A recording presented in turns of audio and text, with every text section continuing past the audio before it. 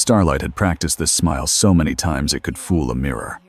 Bright lights, clean stage, a giant Vought banner behind her like a wall of blue and gold.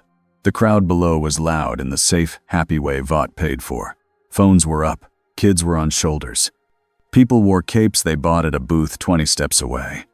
She waved, she said the lines, she hit the beats. The cameras loved her. Homelander stood beside her. Perfect posture, perfect jaw, perfect calm. His hand rested on her shoulder like they were a team, like he was normal. Starlight could feel the pressure of that hand even through the suit. She told herself, smile, breathe, don't look like you're afraid. Then the sky made a sound that did not belong there. It was not thunder. It was not a plane. It was like the air itself got pulled apart. Starlight's smile froze. The crowd's noise bent into confusion. Above the stage, a jagged line of light opened in the blue sky. It looked like a crack in glass, except glass did not bleed white fire. Wind rushed inward, toward the crack, pulling loose papers and confetti up into it. The huge banner behind them snapped hard like it was trying to tear free. People screamed. Phones zoomed. A kid started crying. Starlight's ears rang. Her skin prickled. Her light flared by instinct, because her body knew danger before her mind did. Homelander lifted his chin, eyes narrowing. He did not step back. He never stepped back. Something fell out of the crack. Not a meteor, not a body thrown from a plane. A man. He dropped like he was being tossed by an angry god. He hit the center of the stage with a boom that cracked the platform. Metal groaned. The lights above shook. A few snapped and went dark. Starlight blinked fast, because dust and smoke jumped into her eyes. The man stood up in the smoke like he had simply walked out of it. He was tall, broad-shouldered, wild hair, a scar down his face. He wore a black robe that looked old and torn in places. A sword hung at his side too long for a normal person to carry the way he carried it. And his presence? Starlight did not have a better word than presence. It hit her like a heavy door slammed in her chest. Her breath caught. The lights she made flickered. Behind the stage, she heard someone retch. In the crowd, people started dropping to their knees.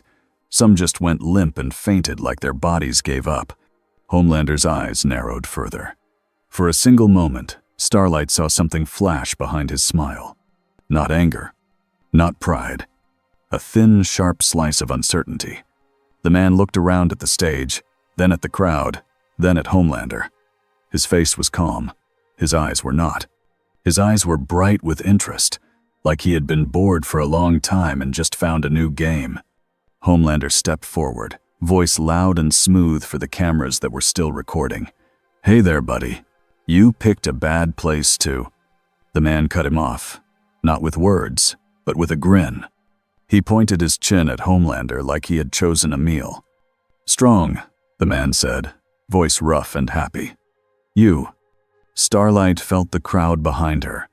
The panic was spreading fast. People pushed. Someone fell. A mother screamed a name. Homelander's smile widened. "I'm going to need you to come with us," he said, still calm, still in control. "We can talk somewhere safe." The man stared at him for 2 seconds. Then he said the most dangerous sentence Starlight had ever heard someone say to Homelander. "Fight me." Homelander's eyes flashed red. He did not like being told what to do. Not by anyone. His heat vision fired in a clean, straight beam meant to end the problem fast. Starlight's body moved without asking. She threw up her light, but the beam hit first. The man lifted his sword like it was nothing. Metal met heat. The beam broke, not bounced, not blocked with some high-tech shield. It broke, the way a hard punch breaks glass. The heat split and cut into the sky behind them, leaving a burning line in the air. The crowd screamed louder. Homelander's smile vanished. The man laughed once, low and pleased, like he had just heard a joke he loved. Then he swung his sword not at Homelander's body, but across the space between them, like a test. The air itself sliced. A wave of force tore through the Vought banner behind them and split it in half. The shock knocked camera rig sideways. A row of lights exploded. glass shattered in the nearby buildings. Starlight threw her arms out and flared bright to shield the front rows from flying pieces. Her heart hammered so hard it hurt. Homelander hovered a few inches off the ground now, anger rolling off him like heat. The man stepped forward, still smiling. Starlight saw it clearly. Homelander was used to being the biggest thing in any room. This stranger had arrived and made the room feel smaller. And in the crowd, somewhere past the screaming, Starlight heard a new sound. Not from people, from the sky crack above them. A faint ripple, like something else noticed. Huey had seen a lot of messed up things in the last few years. He had seen a man explode. He had seen lies dressed up as heroes. He had seen fear become normal. But he had never seen the sky tear open. He was in a beat-up van 2 streets away with Butcher and MM, watching the big screens showing the VOD event. Frenchie had a little setup of hacked feeds running on a laptop, wires everywhere like a nest. When the crack opened, Huey felt his stomach drop even before the cameras shook. When the man landed on stage, Huey leaned forward, mouth open. When Homelander's heat vision fired and the man blocked it with a sword, Huey forgot to breathe. Butcher didn't say bloody hell. He didn't laugh. He didn't cheer. He went still. MM's hand tightened on the steering wheel. "That's not Vought," he said, voice tight. "That's not anything." Frenchie whispered something in French that sounded like a prayer. Huey watched Starlight flare bright, trying to protect civilians. He saw the crowd fall like they were being pushed down by invisible hands. "What is he?" Huey asked, barely making sound. Butcher's eyes stayed on the screen, like he wanted to burn a hole through it. "Doesn't matter," he said. "He's a problem. Or he's a weapon." Huey swallowed. "He's going to get people killed." MM pointed at the screen. "Homelander's face," he said. "Look at him." Huey did. Homelander looked threatened. That was new. That was impossible. Butcher's mouth curled into something that was not quite a smile. "Right," he said softly. "We're going to get a closer look." Outside, sirens started singing. Inside the van, Huey's phone buzzed with alerts. Videos were already everywhere. The world was watching. And somewhere in the middle of it, a stranger with a sword had just asked Homelander to fight him like it was a casual thing. Huey felt cold. Not because of the sky crack. Because of the stranger's grin. Homelander did not like surprises. He liked attention. He liked fear. He liked control. The stranger on the stage was not reacting the right way. He wasn't begging. He wasn't even impressed. He looked excited, like this was a gift. Homelander hovered higher, just enough to look down on him. He made his voice sharp, so every mic would pick it up. "Last warning," he said. "Get on your knees." The stranger tilted his head. "No." A simple word. A stupid word. Homelander's heat vision fired again. Hotter this time. Longer. He aimed at the stranger's chest. The stranger stepped into it. He moved through the beam like it was rain. The blade rose and fell once. The beam snapped again. Homelander's eyes widened before he could stop them. The stranger was fast, not A-Train fast. Different fast. Like the space between seconds didn't matter. Homelander lunged, fist first, planning to smash the stranger into the ground and make it look easy. The stranger met the punch with the flat of his sword. The sound was a hard crack. Homelander's arm jolted back like he had punched a steel wall that punched him back. The crowd screamed louder. The cameras shook. Starlight shouted something into her earpiece, trying to get civilians out. Homelander felt eyes on him. Millions of them. He could not lose on camera. He pulled up, away from the sword, and tried to reset the story in his head. This is a terrorist. This is an attack. I'm saving people. He opened his mouth to speak. The stranger stepped forward again, smile wide, eyes hungry. "Come on," the stranger said. "Try harder." Homelander's jaw tightened so hard it hurt. Above them, the crack in the sky trembled, like it was breathing. Homelander did not look up. He didn't want to see that. He didn't want to admit this was bigger than him. He wanted to end this fast. And when he couldn't, something cold slid through him. Small but real. What if I can't? The back alley behind the event center smelled like hot trash and spilled beer. It was a place people ignored. That was why the boys used it. Butcher moved fast, jacket up, eyes scanning. Stayed close, watching rooftops. Frenchie carried a bag that clinked with tools. Huey tried to keep up without looking like he was about to throw up. They heard the crowd before they saw it. Screams, sirens, shouting, the deep thump of something heavy hitting something else. They rounded a corner and saw the chaos through gaps between buildings. The stage was a wreck. Smoke rose. People ran in every direction. High above it, Homelander hovered, red eyes burning. On the stage, the stranger stood with his sword, looking like he wanted more. Huey's brain tried to make sense of it and failed. Then the stranger turned his head sharply, like he heard something behind him. His eyes moved, not at Homelander, at the air, at the edge of the street, where the shadow between two buildings seemed to ripple like heat above asphalt. Huey squinted. "Do you see that?" he asked. MM's face tightened. "Yeah." Butcher didn't answer. He was watching the stranger. The stranger smiled wider, like the ripple had just promised him a better fight. Huey felt a sick twist in his gut. Whatever that ripple was, it wasn't from Vought, and it didn't look like it belonged in this world. The stranger didn't chase the crowd. He didn't jump at cameras. He didn't posture. He moved like a man walking toward a bell only he could hear.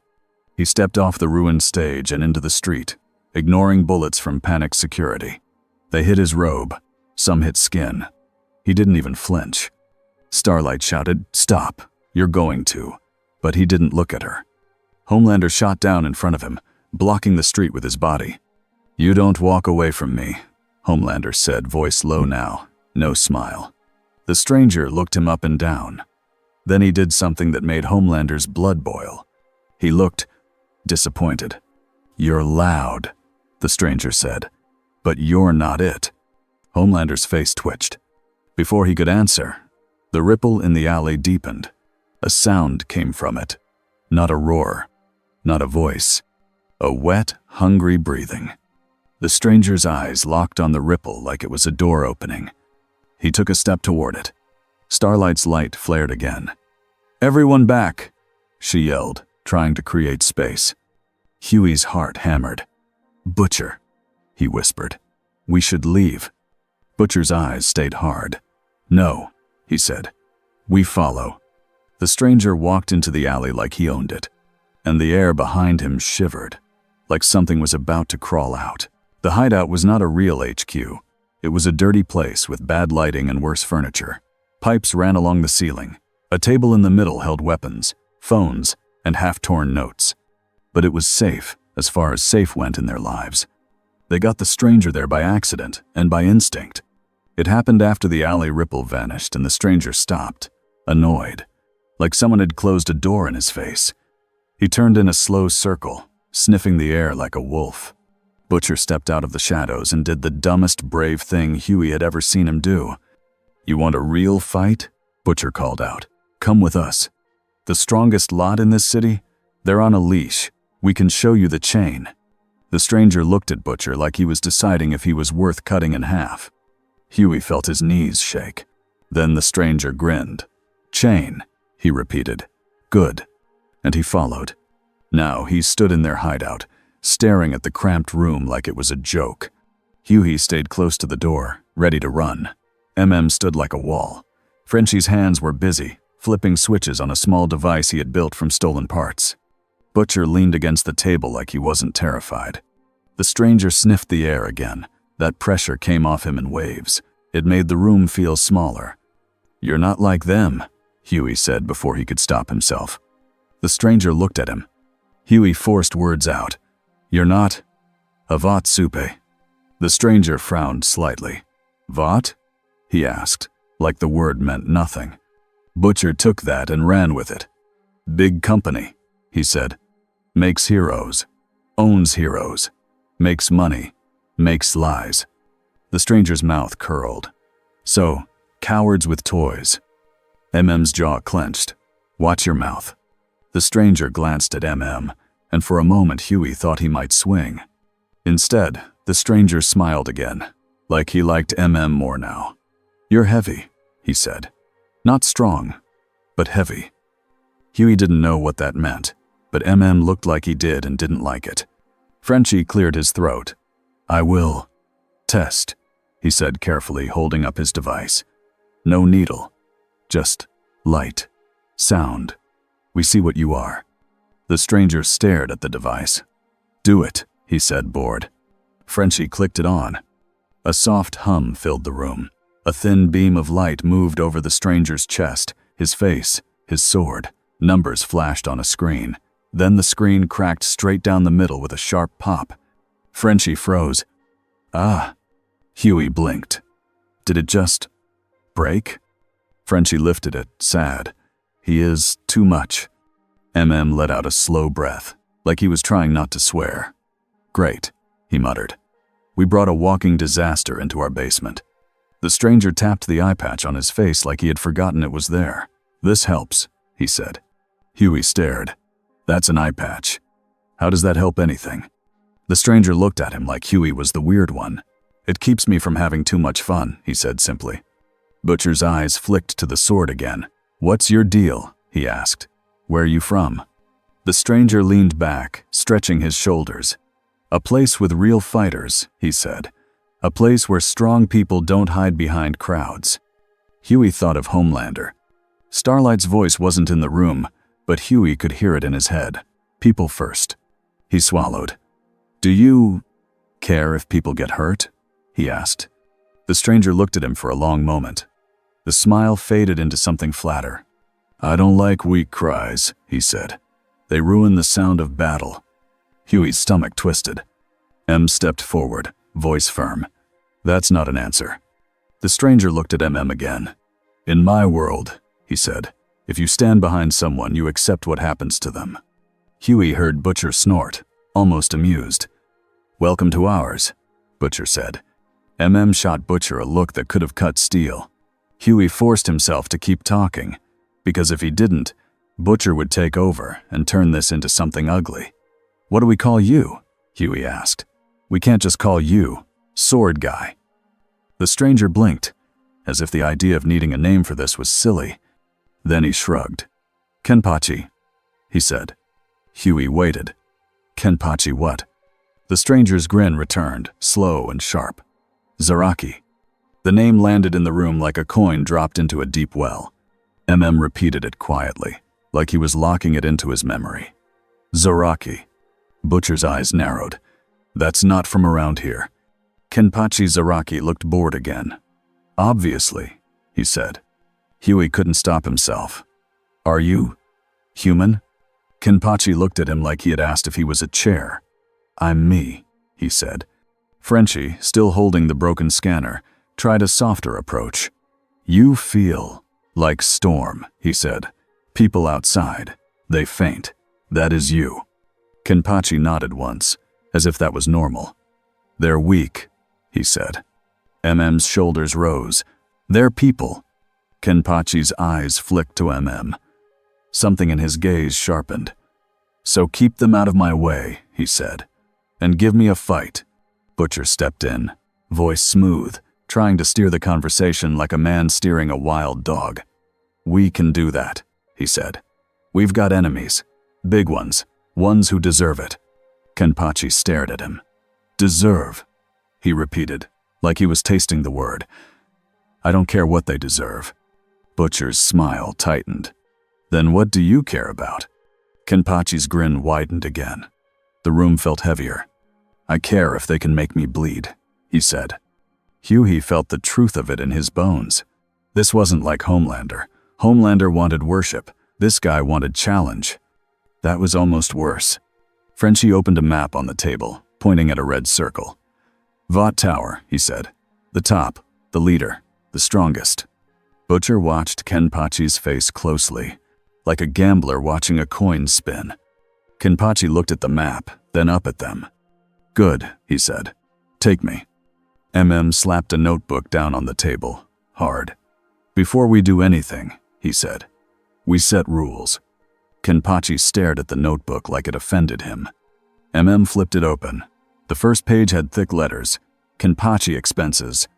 Huey blinked. "You already made a page?" Didn't look away. I make pages for everything, he said, because somebody has to live in the real world. Kenpachi pointed at the words.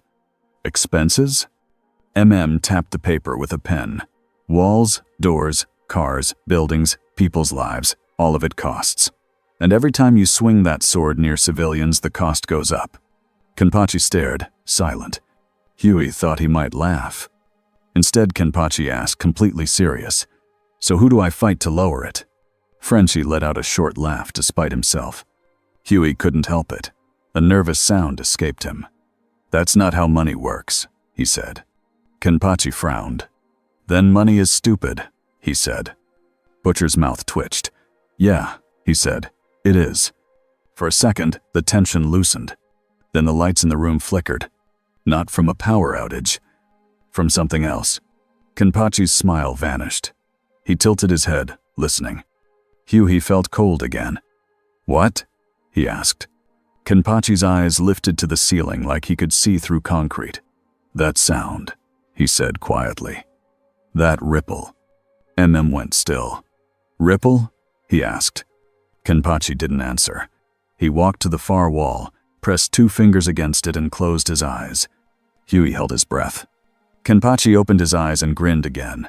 But it wasn't playful now. It was hungry. "Something is coming," he said. Butcher's voice dropped. "From where?" Kenpachi's grin widened. "From wherever I came from," he said. "Or from wherever fear is loud." Outside, far away, a siren wailed and didn't stop. And for the first time, Huey understood the worst part. Kenpachi wasn't the only thing that could fall through a crack in the sky. By morning, Vought had already decided on the story. A terrorist attack, a foreign weapon, an unknown danger, a threat to American safety. Everything was said with perfect words, clean hair, and big flags. Huey watched it on a small TV in the hideout while Kenpachi sat in a chair that looked too small for him, like he was waiting in a doctor's office. Ashley's face was on screen, smiling too hard. "We are taking every step to protect the public," she said. Homelander and the 7 responded bravely. Homelander appeared next, face steady, eyes calm. "We don't know what this thing is," he said, "but we will stop it." Huey noticed how he said thing. Kenpachi laughed once, low. "He lies," he said. Butcher leaned close to the TV, eyes sharp. "He's setting the table," Butcher said. "He wants everyone scared. So when he wins, they love him more." Crossed his arms. "He also wants the government to let Vought do whatever it wants," he said. "Emergency powers. No oversight." Frenchie held up his phone. "Black teams moving," he said. "Vought soldiers, not normal police." Huey stared. "They're coming here?" Butcher shook his head. "Not here," he said. "They're sweeping the city. They want Zaraki." Kenpachi didn't react to his last name being used. He just leaned back, looking bored again. Pointed his pen at Kenpachi. "Listen," he said. "We keep you off camera. We keep civilians away. You do not go looking for a fight in the middle of a crowd." Kenpachi looked at him. "Crowds get in the way," he said, like that was his whole opinion. Huey swallowed. "Can you sense that ripple again?" he asked. Kenpachi's eyes shifted to Huey, and Huey felt like a bug under a magnifying glass. Kenpachi nodded once. "Yes." "Where?" Huey asked. Kenpachi's smile returned, faint. "Soon," he said. "Not far." Butcher grabbed his coat. "Then we go," he said. "We find out what it is before Vought does." Looked like he wanted to argue, but he didn't waste time. He grabbed gear. Frenchie packed tools. Huey's hands shook as he checked his phone, like a normal person would do in a crisis, even though his phone couldn't save him from any of this. Kenpachi stood up, sword at his side, eye patch in place. Huey tried to picture Homelander fighting him again. He couldn't decide what scared him more. Homelander losing, or Homelander winning. The first sign was not the monster. It was the crowd. A subway station was half closed due to maintenance, but people were still packed in because the city didn't stop for fear. A train was delayed. Voices rose. Someone shoved someone else. Someone screamed. Fear had a smell. Huey didn't know how else to explain it. Sweat, anger, and that sharp edge people got when they thought they might die and didn't know why. Kenpachi walked into the station like he belonged there. People looked at him and stepped back without thinking. It wasn't the sword. It wasn't the scar. It was the way the air around him felt wrong. Kept his hands up, trying to guide civilians away. "Keep moving," he said. "No running. Just move." Starlight was there, which surprised Huey. She had ditched the official Vought response and come in quietly, hoodie up, trying to help. She saw Huey and her eyes widened for a second, then hardened like she had decided to focus. Butcher saw her and didn't smile. "Lovely," he muttered. "Now we got two problems." Starlight ignored him. Her gaze locked on Kenpachi. "That's him," she said quietly. Kenpachi looked at her and frowned. "You shine," he said. Starlight's jaw tightened. "You made people faint," she said. "Do you understand that?" Kenpachi looked back at the crowd, indifferent. "They're weak," he said again. Starlight stepped closer, anger and fear fighting in her face.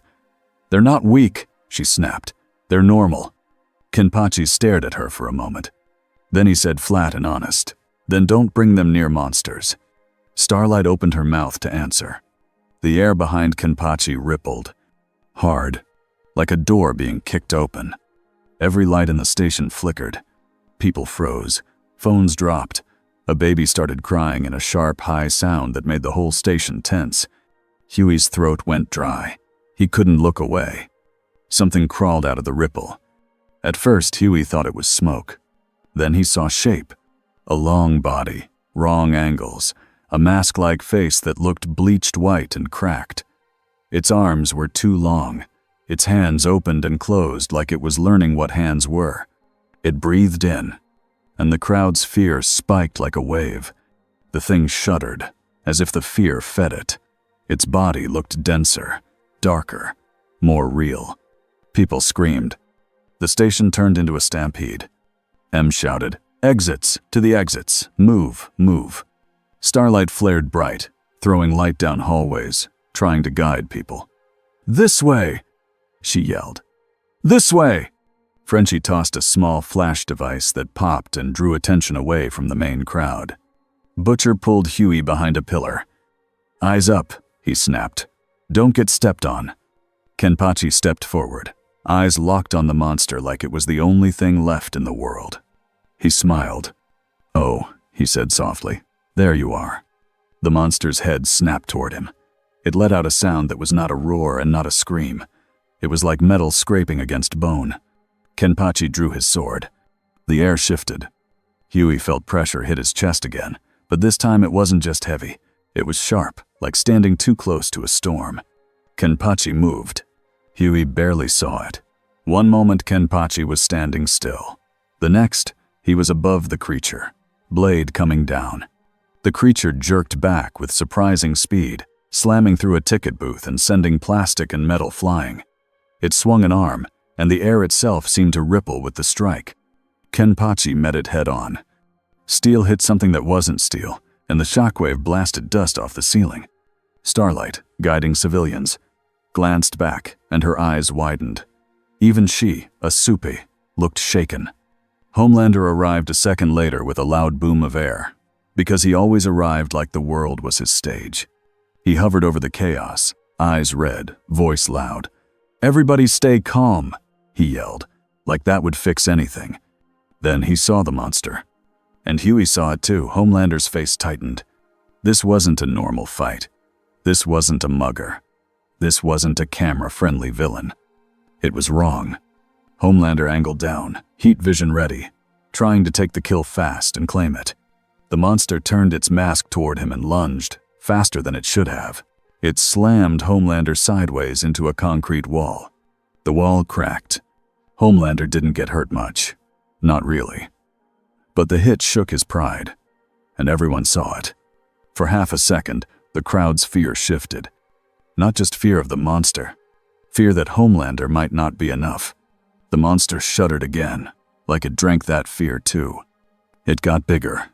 Huey stared, horrified. "It's feeding off them." he whispered. Heard him and swore. Then we get them out, said. Now. Kenpachi laughed, loud and thrilled, like the monster had just given him the best gift in years. He swung his sword in a wide arc. A clean, invisible line carved through the air and cut the monster across its chest. The cut wasn't just a wound. It looked like it split something deeper, like the creature's shape couldn't decide how to hold itself together. The monster staggered. Then it did something smart. It didn't just fight Kenpachi. It turned and rushed toward the crowd. Huey's heart stopped. It wanted more fear, more screams, more power. Starlight screamed, "No!" and threw light like a wall, trying to block it. The monster smashed through the light anyway, as if it was pushing through a bright curtain. Ran forward, grabbing a kid by the hood and yanking him back. "Move!" he yelled. Frenchie pulled a lever on a device that blasted a loud, ugly sound down a hallway, trying to pull the monster's attention away. But the monster was locked on the biggest source of fear. The people. Kenpachi appeared in front of it in a blur, sword raised. He could have swung straight through it. He could have ended it with one heavy strike. But Huey was right there, on the floor, scrambling backward, eyes wide. Huey didn't mean to shout. It just came out. "Hey, sword guy. People." Kenpachi's eyes flicked to Huey. For one tiny beat, the grin faltered. Then Kenpachi moved his blade, changing the angle, cutting the monster upward instead of through, lifting it away from the crowd. The monster's body tore and twisted as it flew, crashing into the ceiling and smashing pipes. Water rained down. Steam hissed. Huey stared. Kenpachi hadn't said anything, but he had listened. Homelander pushed off the broken wall, furious now. His eyes glowed hotter. He wasn't just fighting a monster anymore. He was fighting humiliation. He blasted the monster with heat vision, trying to burn it apart. The monster shrieked and thrashed, half burning, half healing, fear feeding it like fuel. Kenpachi dropped from the ceiling and drove forward, sword raised high. "This is my fight," he said, voice hard, like a warning. Homelander snarled. "You don't get to." Kenpachi swung. The strike was not flashy. It was direct. The blade cut through the monster's center, clean and final. For a moment, the creature froze, like it didn't understand what had happened. Then it split. Black smoke poured out, thick and twisting, and the air got colder. The monster's mask cracked and fell in pieces. People screamed again, but this time the scream had a different sound. Relief. Shock. Awe. Huey heard someone whisper, "What is that guy?" Kenpachi stood over the fading smoke, breathing hard, smiling like he had just woken up. Homelander hovered above, watching, fists clenched, jaw tight, eyes locked on Kenpachi like he was already planning the next move. Starlight stepped closer, light dim now, eyes scanning for civilians still trapped. She looked at Kenpachi with something like fear and something like understanding. Pulled his notebook out without thinking, flipping to the page. "Ceiling," he muttered. "Pipes. Ticket booth. 2 walls. Jesus." Kenpachi glanced at the notebook. "Still stupid," he said. Snapped. People were going to die. Kenpachi didn't argue. He looked down at the smoke instead. Because the smoke wasn't fading right. It was pulling back, like it was being sucked somewhere. Kenpachi's eyes narrowed. His smile thinned into something sharp. "Not dead," he said quietly.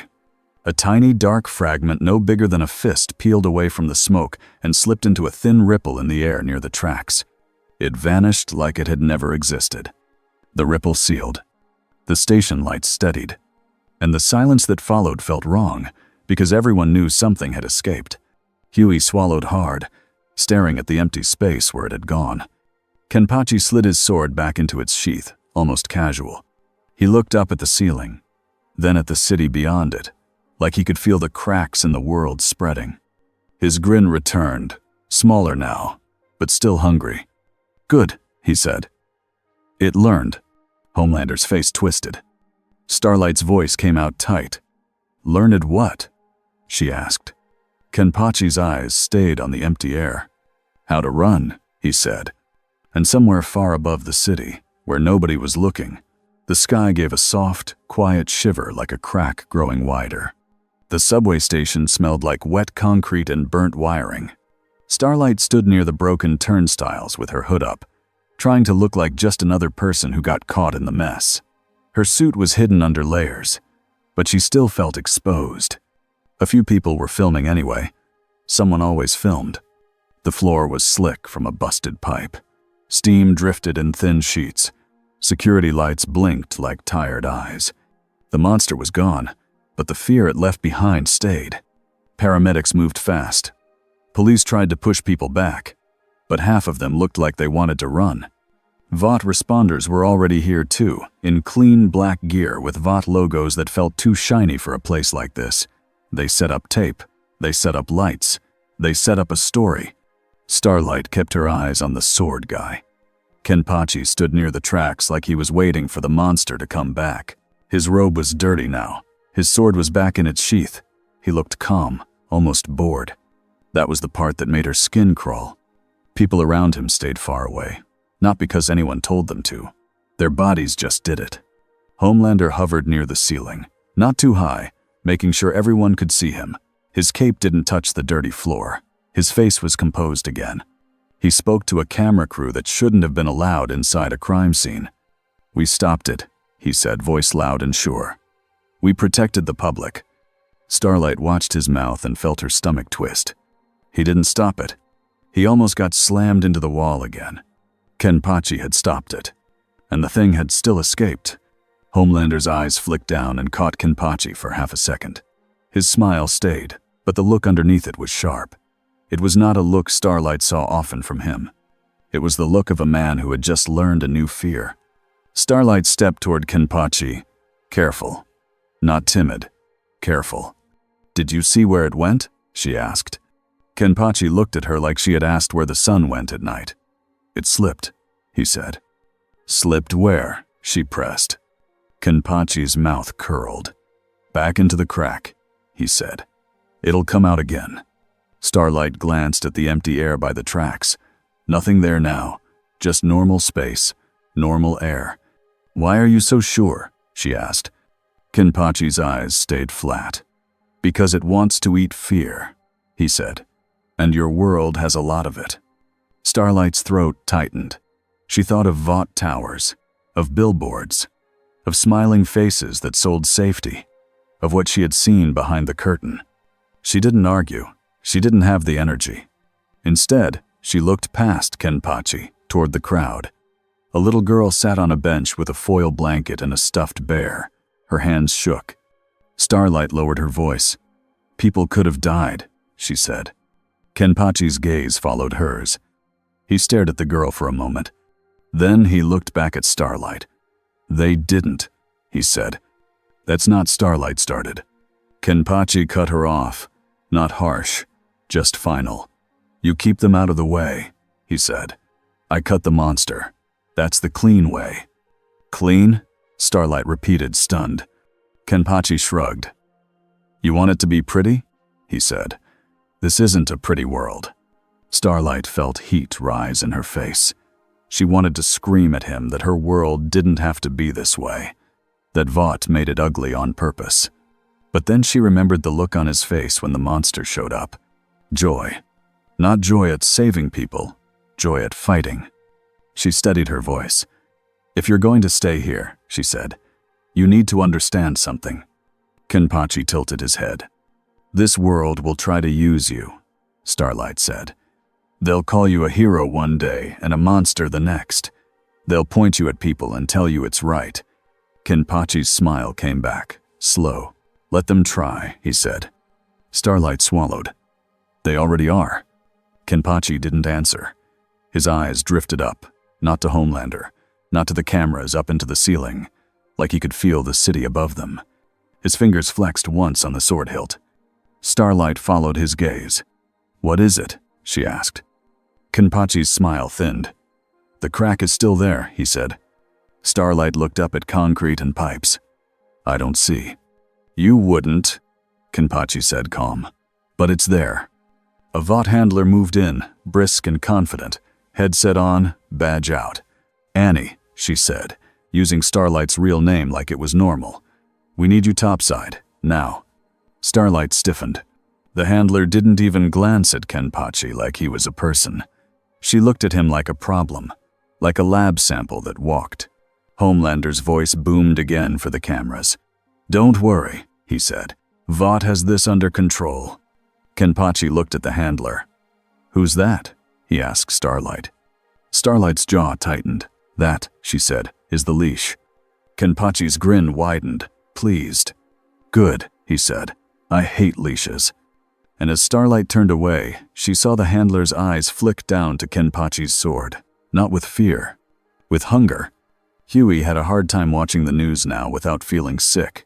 It was the same footage, played again and again. The sky tearing, the stage breaking, Homelander yelling, people screaming. And always, Vought found the angle that made them look like the answer. On the small TV in the hideout, a polished anchor pointed at a freeze frame of Kenpachi standing in smoke.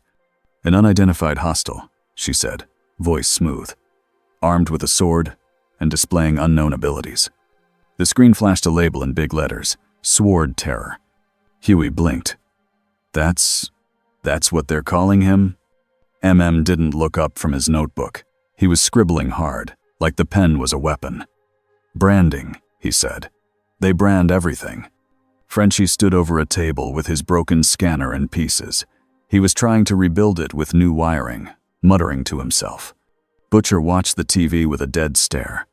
Kenpachi sat in a chair like it belonged to him, arms loose, legs spread, not caring about the label at all. He stared at the anchor for a moment and then looked away, bored. Huey tried to focus on what mattered. "They're going to come for you," he said to Kenpachi. Kenpachi glanced at him.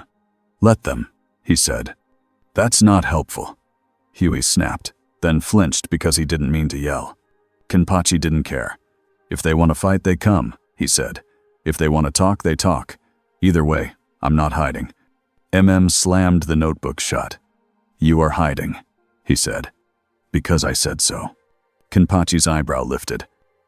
Pointed at him. "You walked into a subway and cracked half the ceiling," he said. "You know what comes after that? Not heroes, not speeches, military, labs, containment." Kenpachi's grin appeared. "Containment," he repeated, amused. Leaned closer. "This isn't funny," he said. "You don't get it. These people don't care if they burn a city to control what scares them." Kenpachi stared at him for a long moment.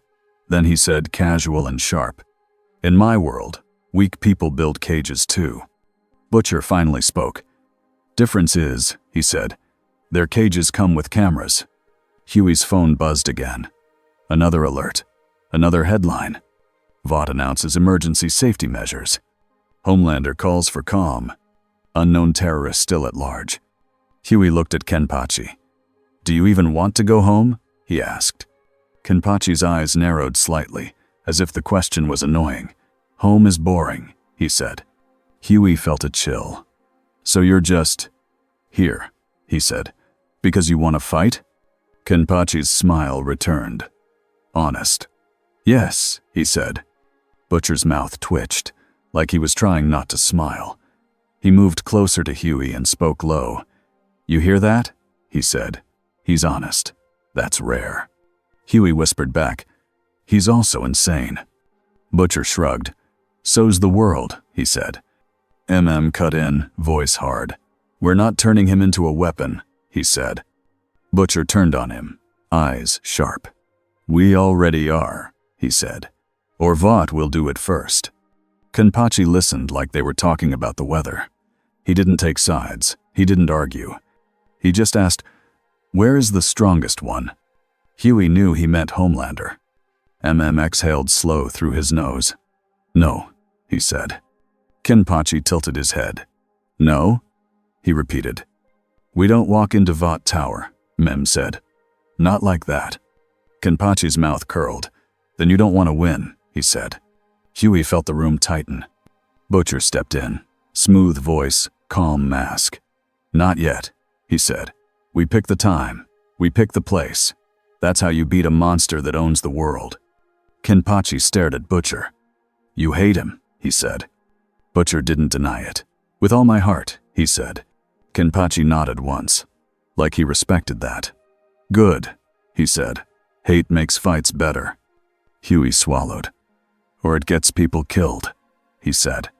Kenpachi looked at Huey. For a second, Huey saw something like curiosity. Then Kenpachi's gaze drifted toward the ceiling again. Huey noticed it this time. Not just a random look, a listening look. Kenpachi's smile faded. His fingers tapped the sword hilt once. The crack, he said quietly. It's moving. Frenchie paused his work. Moving? He echoed.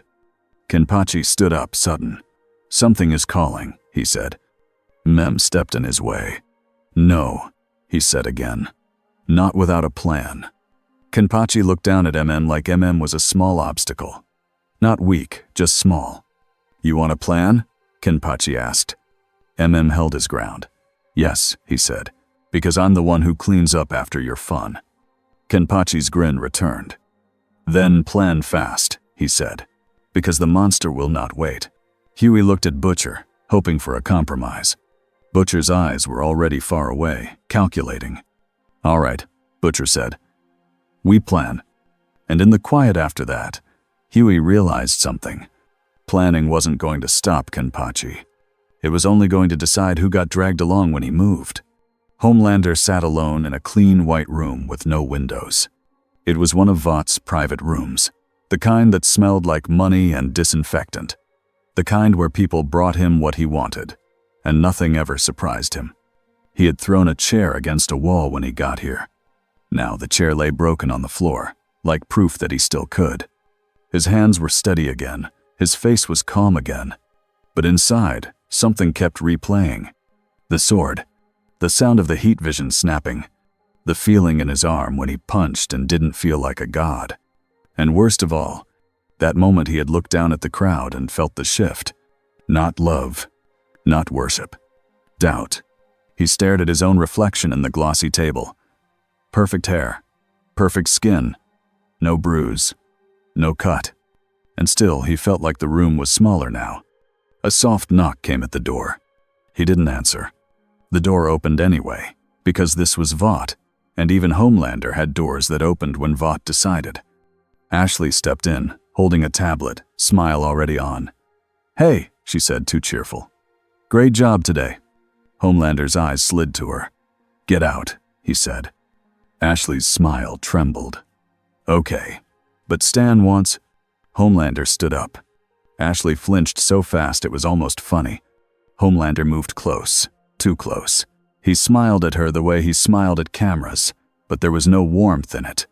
You want me to say the right things, he said softly. You want me to be the face.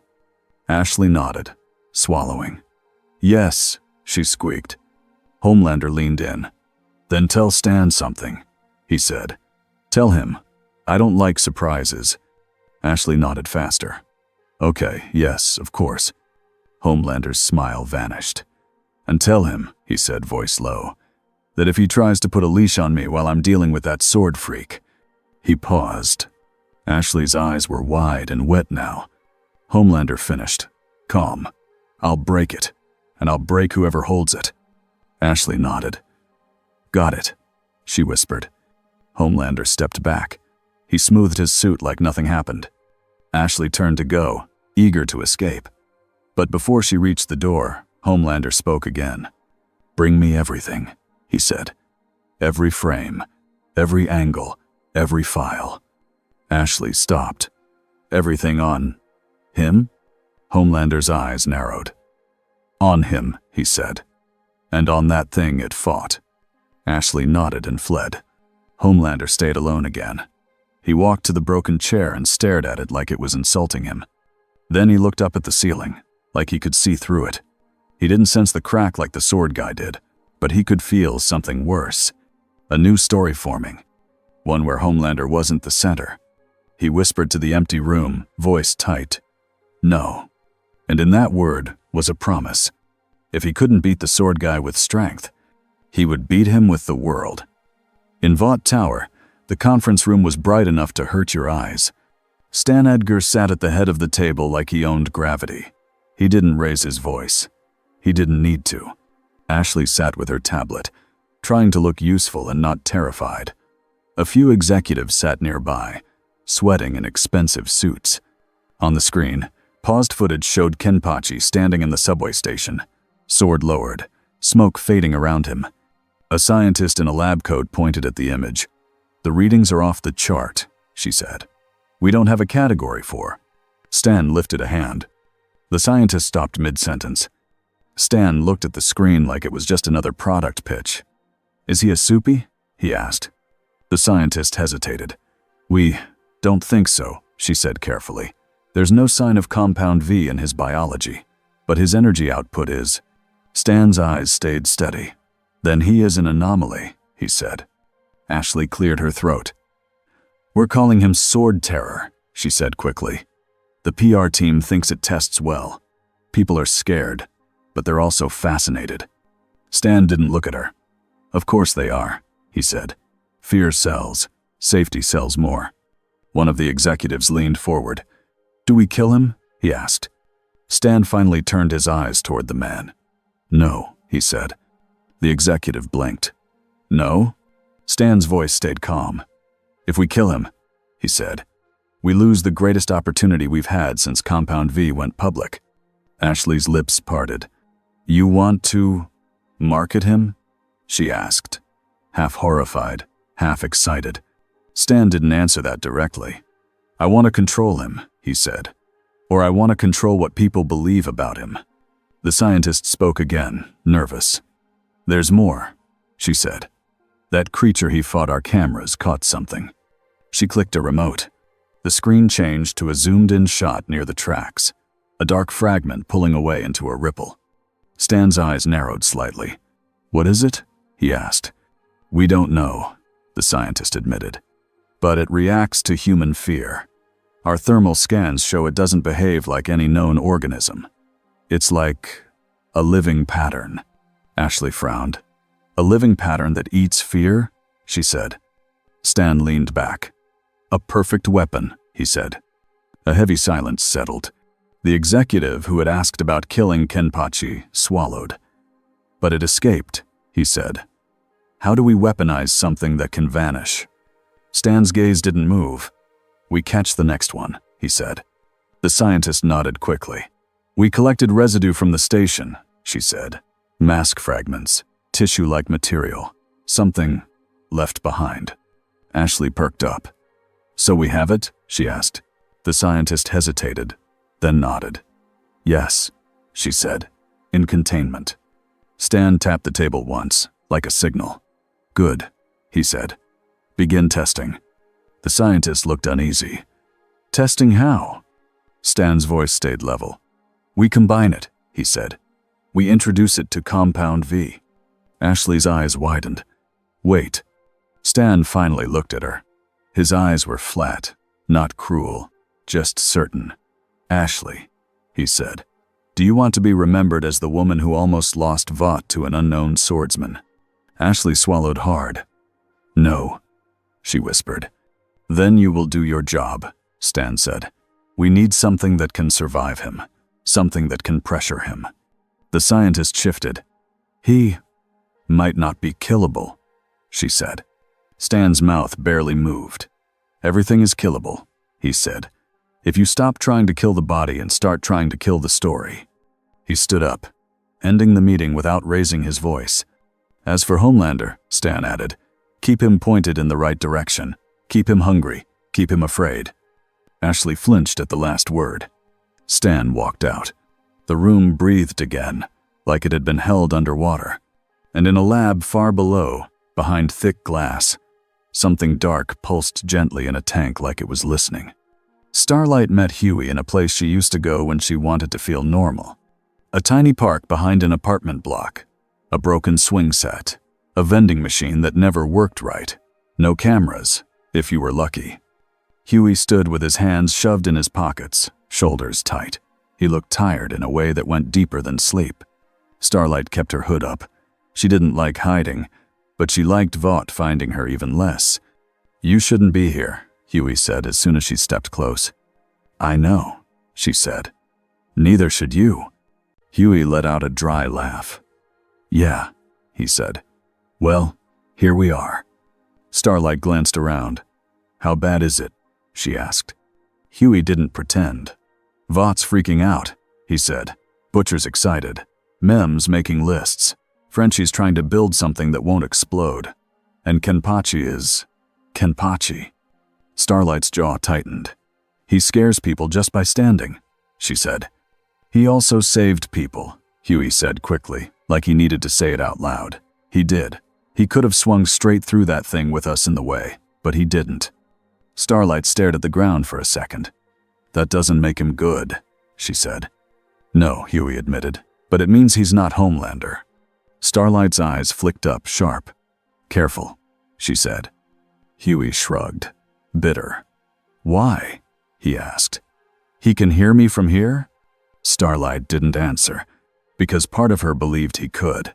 Huey rubbed his face with his hands. He doesn't care about Vought, he said. He doesn't care about fame. He doesn't even care about money. Starlight snorted. That's rare, she said. Yeah, Huey said. And it's a problem, because he only cares about fighting. Starlight thought of Kenpachi's smile, the way it had lit up when the monster appeared. It's like he's bored, she said. He is, Huey said, and when he's bored he looks for something to hit. Starlight's voice went quieter. Then you can't let Butcher aim him, she said. Huey's face tightened. I'm trying, he said, but Butcher sees an answer, a shortcut. Starlight nodded once. And Vought sees a product, she said. Huey's eyes widened. What? Starlight leaned closer. They collected something from the monster, she said. I heard handlers talking. Labs moving. Stands involved. Huey felt cold. Oh God, he whispered. Starlight's voice stayed steady, but her hands were clenched under her sleeves. They're going to make it worse, she said. Huey nodded, breathing faster. Okay, he said. Okay. We have to tell the others. Starlight hesitated. And what then? She asked. You raid Vought Tower. With who? With Kenpachi. Huey didn't have an answer. He looked away, jaw tight. I don't know, he said. But if Vought builds a fear-eating monster that can survive a guy like him… He swallowed. Then we're all dead. Starlight watched him for a moment. Then she said something she didn't say often anymore. I'm with you, she said. Huey looked up, surprised. Really? He asked. Starlight nodded. Not for Butcher, she said. Not for revenge. For people. Huey breathed out like he had been holding air for weeks. Okay, he said. Then we need one more thing. Starlight raised an eyebrow. Huey's mouth tightened. We need Kenpachi to care, he said. Even a little. Starlight looked past Huey, toward the street, like she could already see the shape of the next disaster. Yeah, she said softly. We do. Kenpachi didn't like waiting. He endured it, because the weak people kept moving around him with nervous energy, and he found that a little funny. But it still felt like sitting in a room with no doors. In the hideout, they argued. He listened, because it told him what kind of fighters they were. Was the kind who carried weight, not power, responsibility. Huey was the kind who was scared and still moved forward anyway. Kenpachi respected that more than he wanted to admit. Frenchie was the kind who poked a lion with a stick, not because he hated it, but because he wanted to know how it worked. Butcher was the kind Kenpachi understood best, a man with hate in his bones. Kenpachi sat with his arms crossed, eyes half-lidded, while drew lines on a map. Black sites, said. Vought has them all over. They'll move whatever they collected fast. Butcher nodded. We hit one, he said. We find the sample. We burn it. Frenchie raised a finger. Or we steal, he said. We steal, we learn, we build counter. Shot him a look. No, he said. We don't learn from a fear monster. We destroy it. Huey walked in fast, breath tight. Starlight followed, hood up. Mem stiffened. Why is she here? He demanded. Starlight ignored him and looked at Kenpachi. Vought has a piece of it, she said. Kenpachi's eyes sharpened. A piece? He asked. Starlight nodded. From the subway, she said. They collected residue. They're testing it. Frenchie's face changed. With V? He guessed. Starlight hesitated. I didn't hear the words, she said. But yes, that's what they do. They mix. They build. Butcher's eyes lit up, dark. Right, he said. Then we don't wait. Slammed a hand on the map. We don't charge into a Vought lab, he said. Not blind. Kenpachi leaned forward slightly. Why not? He asked, honestly curious. Stared at him. Because they will trap you, he said. And they won't care who dies when they do. Kenpachi smiled. Good, he said. If they try, maybe they'll be worth killing. Starlight's jaw tightened. People aren't chess pieces, she said. Kenpachi looked at her. Then stop putting them near the board, he replied. Hughie stepped between them a little, hands up. Okay, he said, voice tight. Okay, look, Kenpachi. Kenpachi's eyes slid to him. Hughie forced the words out. That thing got stronger from fear, he said. If Vought uses it, it won't just hunt you. It will hunt crowds. It will make panic. That's how it grows. Kenpachi's smile faded into a flat line. So, he asked. Hughie's voice cracked. So kids die, he said, because you wanted a better fight. The room went quiet. Even Butcher didn't interrupt. Kenpachi stared at Hughie for a long moment. There was no anger in his face, just a cold kind of attention, like he was measuring Hughie. Then Kenpachi spoke, voice lower. In my world, he said, kids die when strong people play games too. Hughie's throat tightened. Then don't be like them, he whispered. Kenpachi's eyes narrowed. For a second, something flickered there, annoyance maybe, or something closer to respect. He leaned back. I don't like cowards, Kenpachi said. If Vought hides behind people to feed a monster, his grin returned, sharp. Then I'll cut the monster. And I'll cut the hands feeding it. Let out a breath he didn't know he was holding. Fine, he said, but you do it our way. Kenpachi tilted his head. Your way? He echoed. Opened his notebook again, pen poised. Yes, he said. We go at night. We pick a site. We move civilians away. And you don't swing unless you have a clear line. Kenpachi stared at the notebook like it was insulting him again.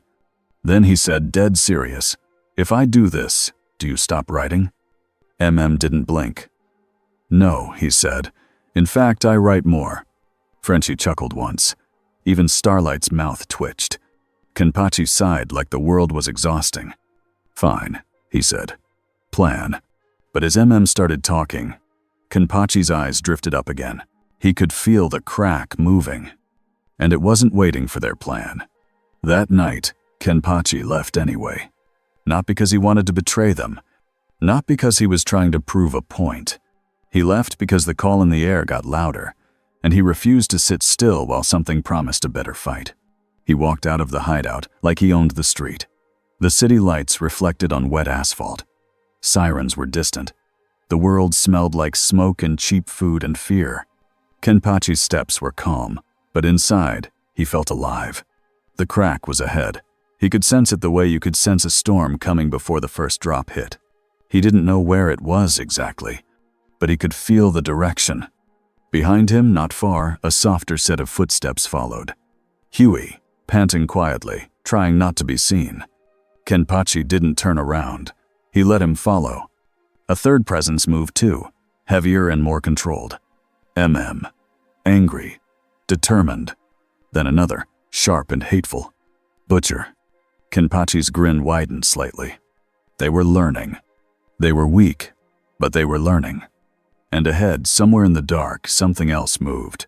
Something that did not belong in this city. And in a lab, far below the streets, something in a tank pulsed faster, like it could feel him coming. The black site was disguised as a warehouse with no sign. No windows, thick doors, cameras at every corner. To it looked like every other place Vought used to hide its sins. To Kenpachi, It looked like a challenge that was trying too hard. He stood on a rooftop across the street, robe fluttering slightly in the wind. Crouched beside a vent, headset on, checking angles. Frenchie was on another roof with a jammer.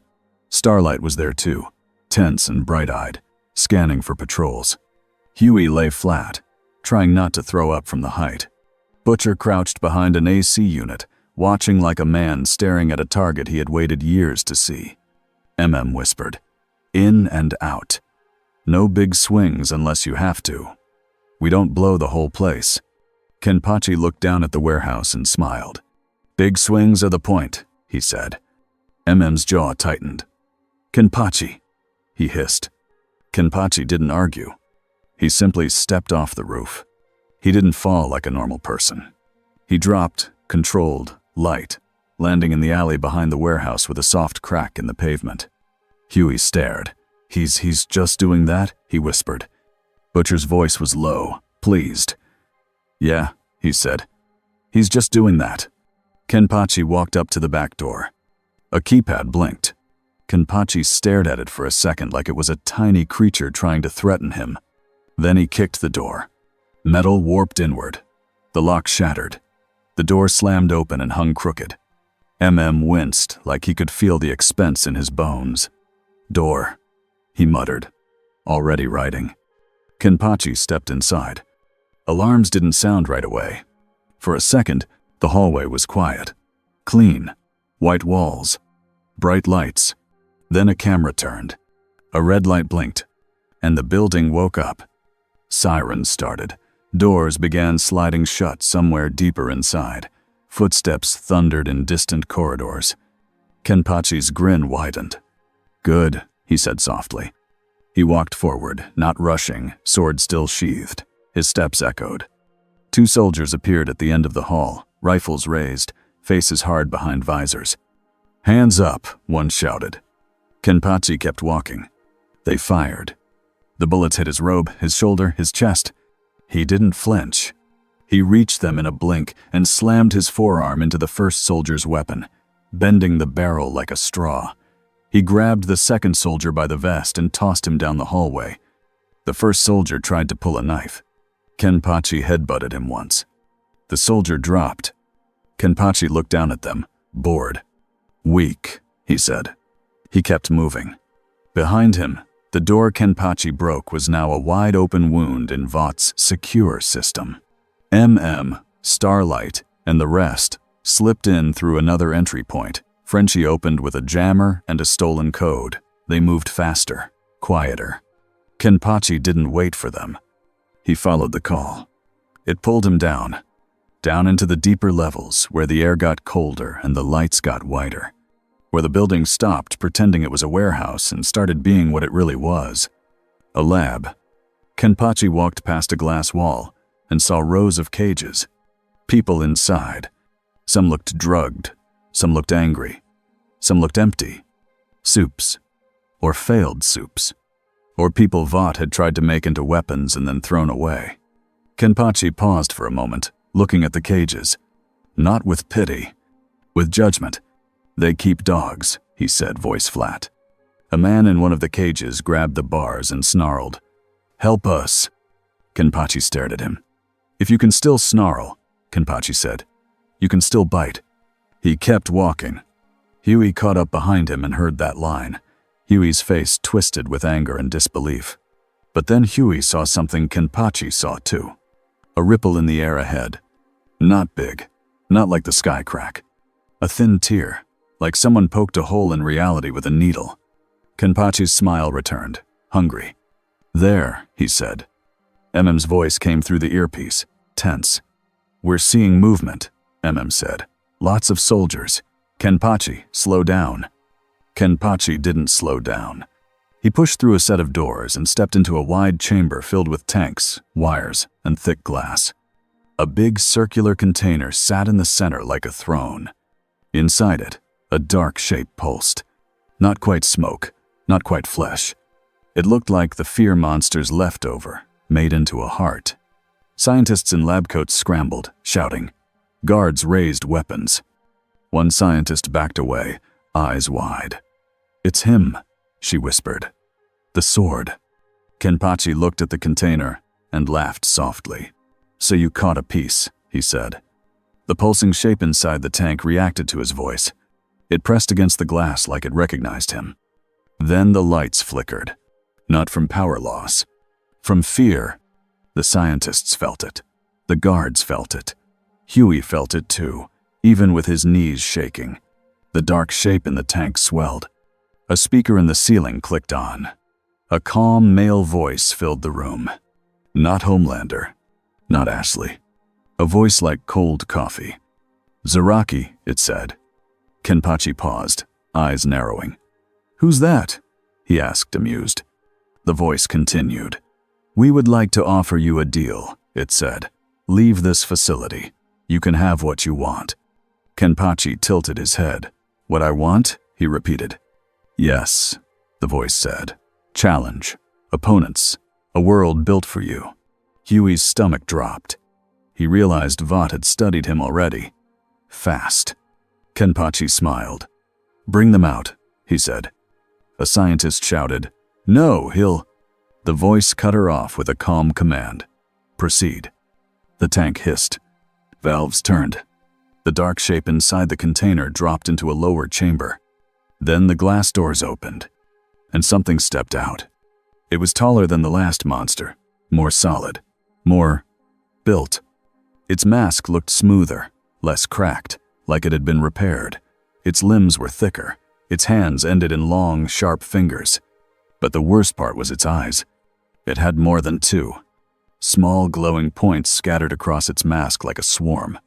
It turned its head and looked at the room. Then it breathed in. The guards stiffened. One of them whimpered under his helmet. A scientist backed into a table and knocked tools to the floor. The creature shuddered and grew a little, like fear was food. Huey felt his heart slam. It's feeding, he whispered. Kenpachi's grin turned wide and bright. Now that, he said, looks like a fight. The creature lunged. Kenpachi moved. The first impact shook the room. Kenpachi blocked with his sword, steel ringing, and the creature's clawed hands scraped sparks off the blade like it was scraping a wall. Starlight burst into the chamber behind Huey, light flaring. She saw the creature and froze for half a second. Then she shouted into her comm, "Get everyone out, now!"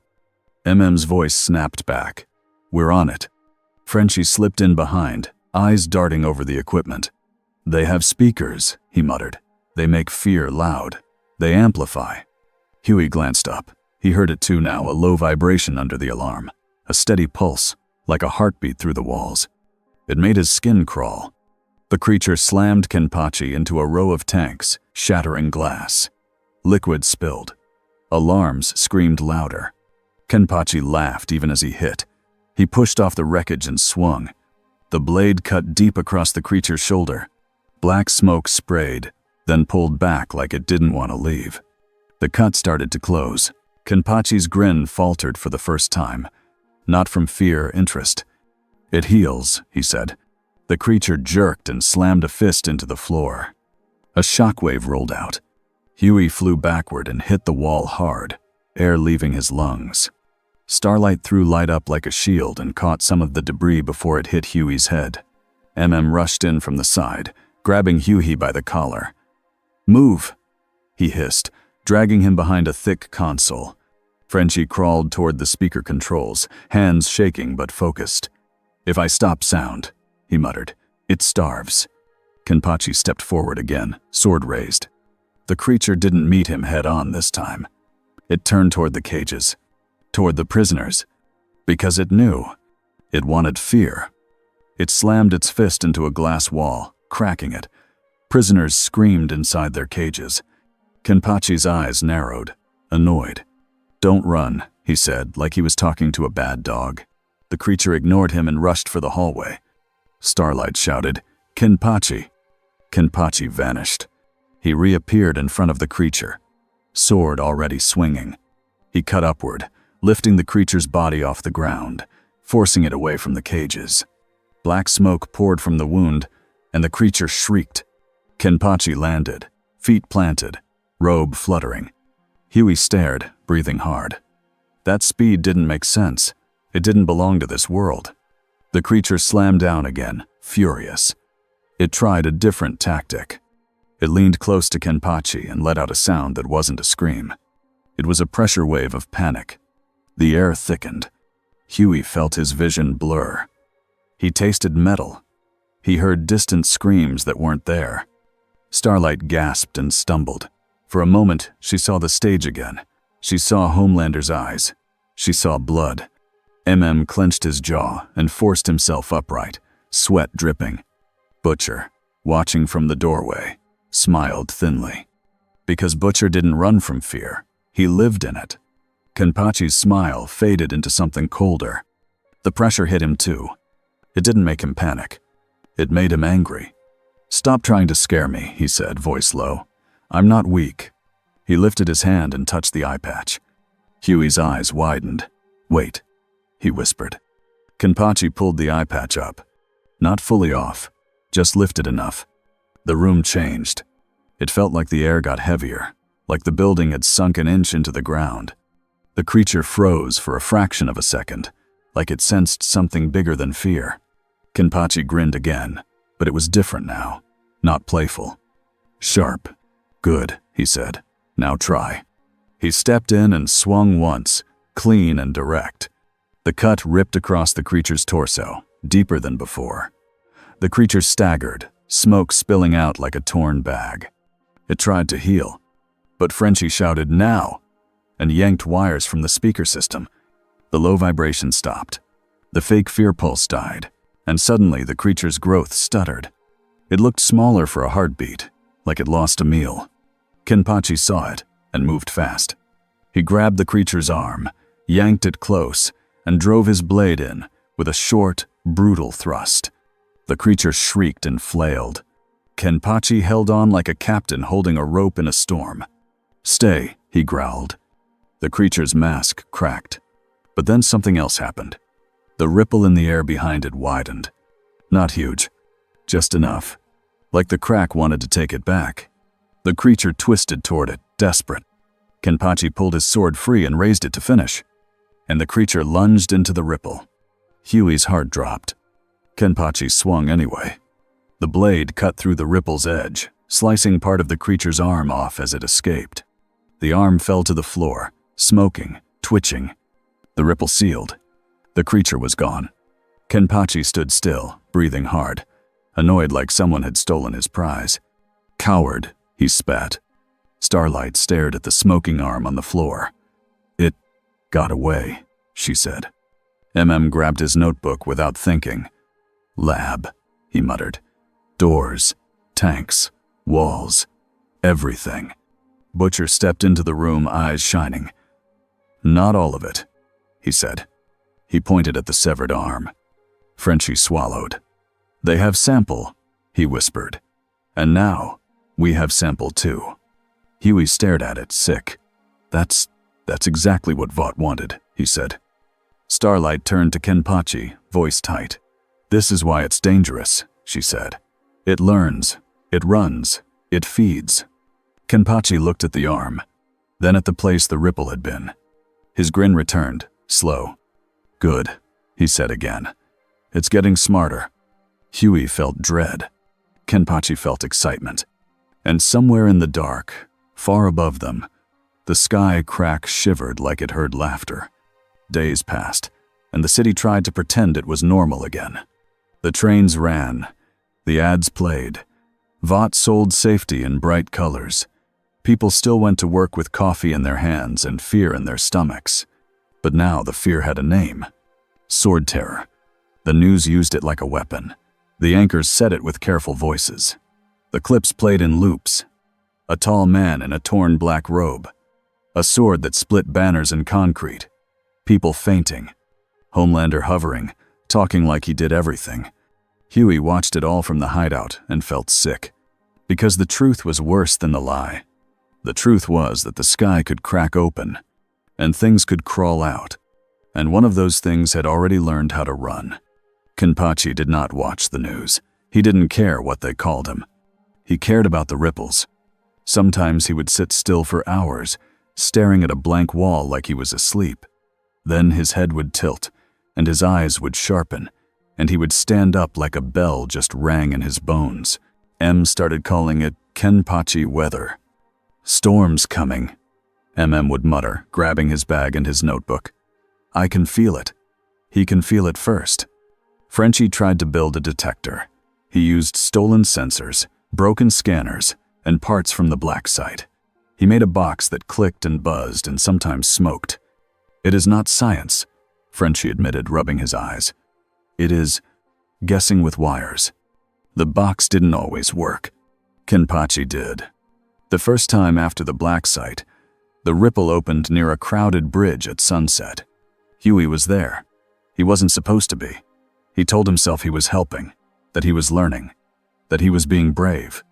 Then the air tore like a thin wound, and a smaller monster stepped out like it was sliding through a curtain. People screamed, cars honked. Someone dropped a stroller handle for half a second. Kenpachi appeared on the bridge without anyone seeing him arrive. He moved like the space between streetlights didn't matter. He didn't smile at first. He looked at the crowd and then at the monster. His jaw tightened, like he was annoyed at the setting. "Move," he said, loud. Not kind. Starlight, already there, flared her light and shouted too. "Everyone off the bridge, now." MM had a megaphone in his hands like it was glued there. "Walk, don't run, keep moving," he yelled, voice rough. Kenpachi waited until the center of the bridge cleared enough. Then he cut the monster in one swing. Not a big show, no playing, just a fast, clean strike. The creature split and fell apart into smoke. Huey stared at Kenpachi, shocked. Kenpachi looked disappointed. "You didn't even try," Huey blurted, without thinking. Kenpachi glanced at him. "It was weak," he said. "But you usually," Huey started. Kenpachi's eyes drifted to a crying kid being carried away. He didn't soften. He didn't act kind. He just said flat, "Crowds make it stronger." Then he walked away like that was all there was to it. That was when Huey understood something new. Kenpachi still wanted fun, but he was learning the rules of this world, and he hated them. Because in this world, a fight could be fed by fear, and fear was everywhere. After the bridge, it happened again and again. A ripple in a parking garage, a ripple in a mall, a ripple in a schoolyard after hours. Each time, a monster came through like a shark finding blood in the water. Each time, Vote arrived late and loud. Each time, the boys and Starlight tried to move people away before panic became a meal. Each time, Kenpachi cut. And each time, something about the crack felt more awake. MM's notebook filled up fast. He started a new section. Kenpachi expenses, week 2. Under it, he wrote, parking garage wall. 3 cars. Why always 3? 1 streetlight. 1 billboard Homelander's face, of course. 1 fountain. Do not let him near glass buildings. Kenpachi glanced at the page once and frowned. You're obsessed, he said. MM didn't look up. I'm responsible, he snapped. Kenpachi stared at him for a second, then nodded like he respected that more than he wanted to admit. Huey noticed those little moments. They were rare, but they were real. And then Vote made its next move. They didn't just call Kenpachi a terror anymore. They called him a problem they could solve. They announced a public event. A big one. A Vought Family Safety Day. Homelander would speak. The 7 would show up. Vought promised new safety measures against unknown threats. Huey heard the announcement and felt his stomach drop. They're going to bait him, he said. Butcher's smile was sharp. Course they are, he said. And if he shows, we get our shot. M shook his head. No, he said. We don't do this. Butcher leaned in. You want to stop Vought? He asked. You want Homelander dead. This is the best opening we'll ever get. Starlight's face was tight. People will be there, she said. Families. Butcher shrugged like that was the price of breathing. That's the point, he said. Huey felt anger flare. No, he snapped. That's exactly what they want. Butcher looked at him like Huey was being naive again. Kenpachi sat on the couch like it was a throne, eyes half closed. He hadn't cared about Vought's event. Not until Frenchie's buzzing box clicked once, hard, then went silent. Kenpachi's eyes opened. He tilted his head. He listened. Then he stood up. "The crack is loud," he said. M stiffened. "Where?" he asked. Kenpachi looked toward the city skyline, like he could see through buildings. "Near the big lights," he said. Starlight's mouth went dry. "The event," she whispered. Huey's voice came out thin. "They're doing it on purpose," he said. Kenpachi's grin spread slowly. "Not because of Vought. Because of the call under it." "Good," Kenpachi said. "They brought the monster to me." MM grabbed his bag. "We're going," he said, already resigned. "But we do it smart." Butcher's eyes gleamed. "We do it my way," he said. Kenpachi looked at both of them. Then he said calm and clear, "I do it my way." And somehow, that was the scariest part. The stadium was a bowl of light in the night. Music played. Screens flashed. Fireworks popped above the roof like tiny wars. Families sat with popcorn and Vought flags. Kids wore Homelander capes. People laughed like they could buy safety if they smiled hard enough. Huey stood near an exit tunnel with MM and Frenchie, dressed like staff. His heart hammered so loud he thought the security guards could hear it. Starlight moved through the crowd in plain clothes, eyes scanning like a soldier. She looked sick, like she hated every smiling face. Butcher was higher up, watching from a catwalk with a rifle bag he claimed was just in case. He had that look again, the look that meant he would burn the whole building if it got him what he wanted. On the main stage, Homelander stood in front of a giant Vought logo. He smiled, wide and perfect. "Tonight," Homelander boomed, "we show the world something simple." The crowd cheered. "We show them," he continued, "that no matter what comes at us, Vought protects." More cheering, more waving flags, more phones held up. Huey's hands shook. He watched Homelander's eyes sweep the crowd like a spotlight. And Huey knew Homelander wasn't looking for threats. He was looking for weakness. Behind the stage, somewhere out of sight, Frenchie's device buzzed softly. Then it buzzed again. Then it stopped. Kenpachi had not arrived yet. But the crack was already here. The air behind the stage rippled. At first, it was so small nobody noticed. The cameras kept filming Homelander. The crowd kept cheering. Then the ripple widened. A thin tear of black opened, like the night had teeth. A cold wind blew across the stage. Homelander's smile held, but his eyes tightened. The crowd murmured, confused. Huey's throat went dry. The tear opened wider, and something stepped out. It wasn't the first monster. It wasn't even the second. This one looked built. Its mask was smoother and harder, like armor. Its body was heavier, like it had learned how to be strong. Its arms were thick, and its hands were long, and its chest rose and fell like it was breathing real air now. And around it, the stadium lights flickered once, like fear touched the wiring. People gasped. Someone screamed. The creature turned its head slowly. It looked at the crowd. Then it breathed in. Huey felt it like a hand closing around his chest. The fear rose, and the creature grew. Not huge, not yet, but enough. Enough to make the first rows back away. Enough to make the cameras shake. Homelander lifted his arms like he had planned this.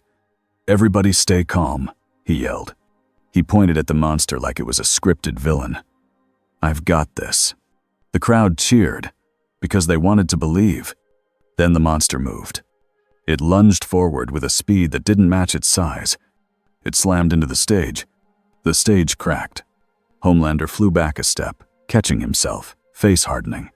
The crowd's cheer broke into a wave of panic, and panic fed the thing like gasoline. Huey watched the creature swell again and felt sick. Frenchie cursed under his breath. "They are amplifying," he whispered. Huey blinked. "What?" Frenchie pointed toward speakers hidden in the stadium walls. Tiny, almost invisible. "Low sound," Frenchie said. "A pulse, like at the lab." Huey's stomach dropped. "They're making people afraid," he whispered. MM's eyes burned. Evac plan. MM snapped. Now. He raised the megaphone. Exits, he shouted. Walk. Don't run. Follow the lights. Starlight flared in the stands, her glow disguised by the stadium lights but still bright enough to guide. This way, she yelled, voice cutting through panic. Butcher's voice crackled in Huey's earpiece. Kenpachi, better show, he muttered. Huey didn't answer, because the air above the field shifted. Not a ripple this time. A sudden pressure drop. Kenpachi appeared near the edge of the field like he had stepped out of a shadow. People closest to him froze. Some stumbled back. A few dropped to their knees. Kenpachi looked up at the monster and smiled like he had been invited to a party he actually wanted to attend. There, he said, voice calm. That's the one. Homelander's eyes snapped to Kenpachi. For 1 second, the stadium saw it. Homelander's face. The tight jaw. The glare. Not a hero meeting a threat. A king meeting a rival. Homelander forced a smile back on for the cameras. You, he said loud. You're under arrest. Kenpachi didn't look at the cameras. He didn't look at the crowd. He looked at the monster. Then he took 1 step forward. Homelander dropped in front of him, blocking his path. Hey, he snapped, voice low now. This is my stage. Kenpachi's eyes flicked to him. He looked Homelander up and down. Then he looked past him again. You're in the way, Kenpachi said. Homelander's eyes flashed red. He raised his hand to shove Kenpachi back, and the monster roared and slammed into the stands. People screamed, seats snapped, a wave of bodies surged. Starlight shouted, frantic. No, no, no. MM's voice broke through the chaos. Keep moving. Don't bunch up. Huey grabbed a kid's arm and pulled him toward an exit as the crowd crushed forward. His chest hurt. He could barely breathe. The monster's head snapped toward the panic like it smelled food. It lunged again, climbing higher, grabbing at the edges of the stands like it wanted to be inside the crowd. Kenpachi's grin faded. Not into kindness. Into irritation. Coward monster, he muttered, hiding in weak noise. He vanished. Huey blinked, and Kenpachi was suddenly on the monster's shoulder, sword raised. The blade came down in a clean strike. The monster howled. Black smoke sprayed. It didn't fall apart. It held together. It twisted and grabbed Kenpachi with one huge hand, trying to crush him. Kenpachi laughed once, pleased. Better, he said. He shoved off, landing on the field, dragging the monster's attention away from the stands. That was when Homelander made his real move. He didn't charge Kenpachi. He didn't go for the monster. He turned his head to the cameras and said loud and clear, "Everybody, look." He pointed, right at Kenpachi. "This is what happens," Homelander shouted, "when you let terrorists bring monsters into your home." The cameras swung. The crowd saw Kenpachi on the field with a sword, and they saw smoke and broken seats. The fear shifted. Not just fear of the monster. Fear of Kenpachi. The monster shuddered like it tasted it. It grew again. Huey's eyes widened. "Oh my God," he whispered. "He's feeding it." Frenchie was already moving, crawling under the stands toward the speaker controls. "I stop pulse," he hissed. MM grabbed Huey's shoulder. "Keep people moving," he snapped. Huey nodded and ran, heart pounding, yelling at strangers like it mattered. On the field, Kenpachi felt the shift too. He didn't need a scanner. He felt the fear surge like heat. He turned his head slightly toward Homelander. His eyes were cold. "You're doing this," Kenpachi said, voice carrying even over screams. Homelander smiled for the cameras. "I'm saving them," he said. Kenpachi's grin returned, but it was sharp. "No," he said. "You're hiding." Homelander's smile twitched. He moved fast then, not for the monster, but for Kenpachi. He slammed into Kenpachi from the side, trying to drive him into the ground in front of the cameras, trying to make it look like he was stopping the terrorist. Kenpachi took the hit and slid back across the turf, shoes carving a line. He looked more annoyed than hurt. Homelander hovered, chest rising. eyes burning. "You don't get to make me look weak," he hissed. Kenpachi tilted his head. "Then stop acting weak," he said. Homelander's heat vision fired. Kenpachi lifted his sword and split it again. The beam snapped and sizzled into the air. The crowd gasped, and the fear surged. The monster shrieked behind them. Larger now, stronger, climbing toward the stands again. Kenpachi's eyes flicked to the monster. He made a choice in a single breath. He stopped paying attention to Homelander. He turned his back on him, and he walked toward the monster instead. Homelander froze for a beat, stunned by the disrespect. The cameras caught it. The crowd saw it. Homelander's face tightened with rage. But Kenpachi didn't care. He ran, fast, sword low. He hit the monster with a strike that drove it away from the stands, carving black smoke into the air. Still, it held together. It tried to run again. It tried to dive into the crowd. Kenpachi followed, cutting it away each time like he was hurting a violent animal. Starlight, sweating and glowing, shouted down from the exits, "Kenpachi, keep it off the people." Kenpachi didn't answer, but he did it. Not because he was a hero, because he hated the way it fought. Frenchie yanked a panel open under the stands and ripped out wires with shaking hands. The low fear pulse died. For a second, the air felt lighter. The monster's growth stuttered. It shrank a little, like it lost its meal. Kenpachi noticed immediately. His smile vanished. He looked at the monster like it had insulted him. "Enough," he said. He reached up with one hand, and he pulled the eye patch off. Not halfway. All the way. The stadium changed. It felt like the whole place got heavier, like the air turned into something you had to push through. People still running toward exits stumbled. Some dropped to their knees. A few fainted right where they stood. Huey's legs went weak. He grabbed a railing to stay up. Starlight gasped, eyes wide. Even she felt it. Even she had to brace. Homelander's eyes widened, then narrowed in pure hate.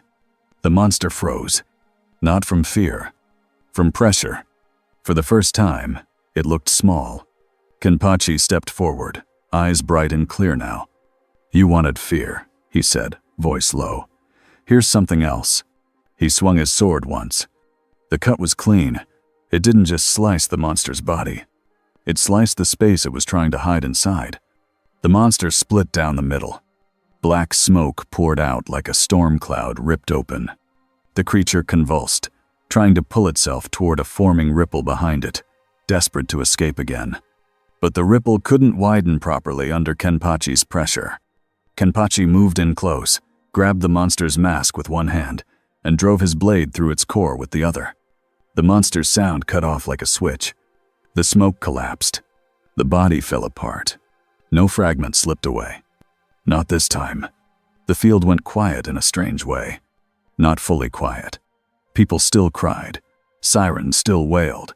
But the loud, hungry feeling was gone. Huey sagged, breathing hard. Starlight stared down at the field, stunned. Homelander hovered above it all, face twisted. Seeing the cameras, seeing the crowd, seeing the truth he couldn't control. And Kenpachi stood in the center, sword lowered, eye patch in his hand. He looked up at Homelander. His expression was simple. "Coward," Kenpachi said. Homelander's eyes flashed red with fury. Before he could move, spotlights snapped on around the field. Vought security poured in, heavy gear, sonic cannons, nets, and armored trucks rolling through gates. A loudspeaker crackled. A calm voice filled the stadium. "Stan Edgar." "Zaraki," the voice said, using the name like it was a file number. "You have demonstrated value." Huey's stomach dropped. "Oh no," he whispered. "They know." Kenpachi tilted his head, mildly amused. "So you're the leash maker," he said.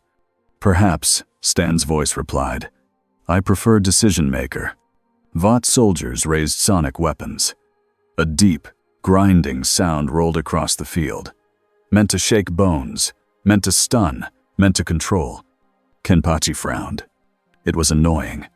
He stepped forward, and the sound seemed to bend around him like it didn't know what to do. The net launchers fired.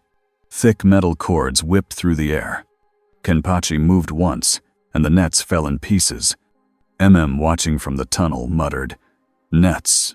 Definitely expensive," and then looked like he wanted to punch himself for thinking it. Stan's voice stayed calm. "Join Vought," it offered. "We can give you opposition. We can give you purpose. We can give you a place in the world." Kenpachi laughed. A short, sharp sound. "Purpose?" he repeated. "You're lying again." Stan's voice didn't change. "Everyone has a price," it said. Kenpachi's eyes went colder. "No," he said. "Everyone has a weakness. You think it's the same thing." Then Homelander dropped down, landing hard in front of Kenpachi like a challenge.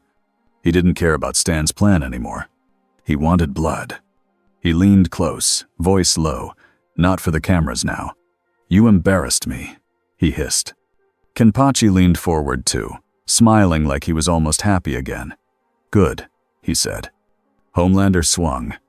Kenpachi blocked with the flat of his blade. The impact cracked the turf and sent dirt flying. Homelander hit again, faster, heat vision flashing between punches. Kenpachi split the beams and slid under the strikes like he was reading a simple book. Then Kenpachi stepped in and tapped Homelander's chest with his sword. Not a full swing. Just a tap. The blade still cut. A thin red line appeared on Homelander's suit.